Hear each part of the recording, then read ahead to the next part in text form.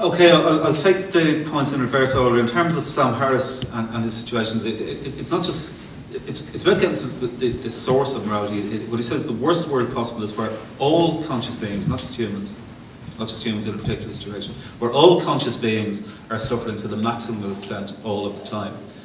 Now, whether Sam Harris has other views about other things that you agree with or disagree with has no bearing on whether or not that is an accurate assessment of what the worst possible world will be. The question of if atheism is not responsible for Mao and Stalin, why is religion responsible for atrocities committed in the name of religion? Well, that's because atheism doesn't have a creed. There is no route from not believing in God to any particular behaviour. There are some ethical atheists, there are some unethical atheists, but it's not based on their lack of belief in God. It's based on whatever other values that they happen to have. Whereas with religion, there is a creed and there is a root. And if you are told that the creator of the universe says that you should cut the hands off a thief, or to use or that you should burn a witch, or whatever other things that injustices have been committed, or unnecessary sufferings have been implemented in the name of religion, it's because there is a creed there that tells people to do things. And not only tells people to do things, it tells people that, that there's a passage in the Quran that tells people that when you're lashing people for a crime, you have to overcome your compassion. You have to ignore your compassion and carry it out anyway. There are specific examples of religious creeds telling people that they have to override their natural compassion and empathy. In terms of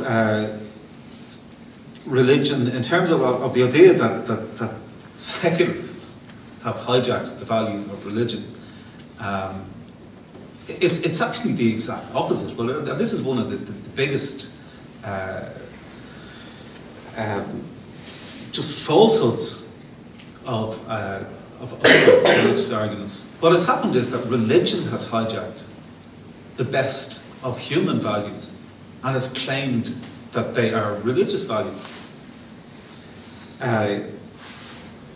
It's religion that's doing the plagiarizing, and societies are advancing and becoming more moral by ignoring or moving beyond the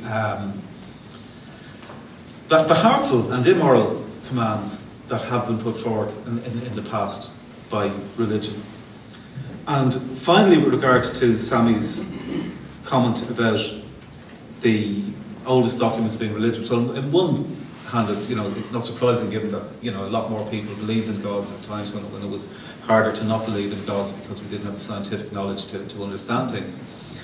I would say that the things like the UN conventions on human rights and things are better and more nuanced expressions of morality and human rights than previous documents.